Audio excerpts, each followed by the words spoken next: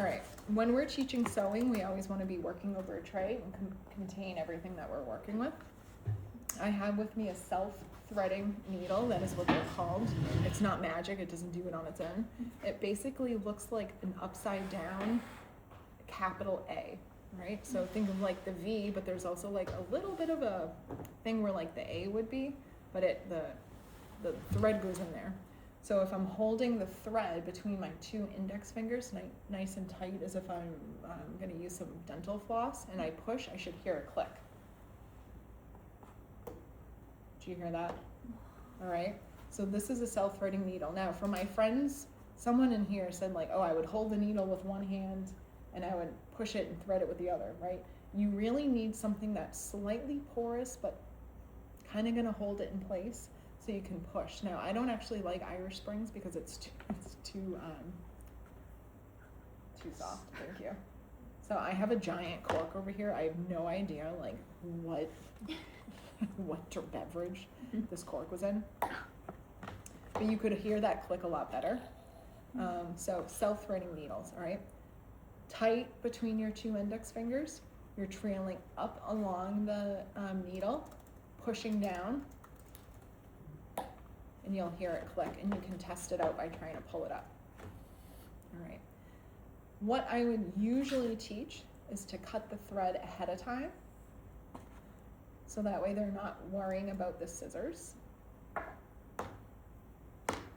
And how I teach this is I give someone a tray with everything that they need to see how they remain oriented and organized throughout the entire activity. And I would describe it. Hey, I'm giving you a tray. Bottom left-hand corner is your cork. I would only have 1 needle in here if I was teaching this, not 3, but this is what's happening today. I have the bobbin or the thread up in the top left, whatever. When you're teaching sewing, you only want to use a 2-hold button, not 4. Don't be mean. Start with 2, okay? So they would hold their thread like they're gonna floss their teeth. They go up along the needle. I hate this is a self-threading one. And they're gonna push up.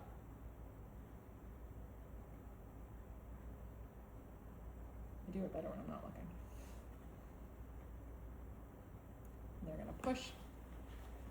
Now it's threaded. I would leave that in there while I try to make a knot, or just not make a knot at all, right? You don't need to make a knot. If I know that these 2 are the same length, and how I would do that is by pulling 1 finger all the way, the other finger all the way, and just like in the kitchen when we were doing stovetop, make them kiss.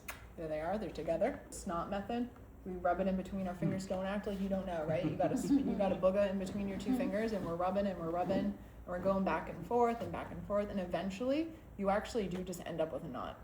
I don't know how it works. It's kind of like magic. A knot without doing the hole. I can't see it. How do I do it? How do I tie a knot? We made a booga knot, all right? Now, you teach sewing by going upwards to start.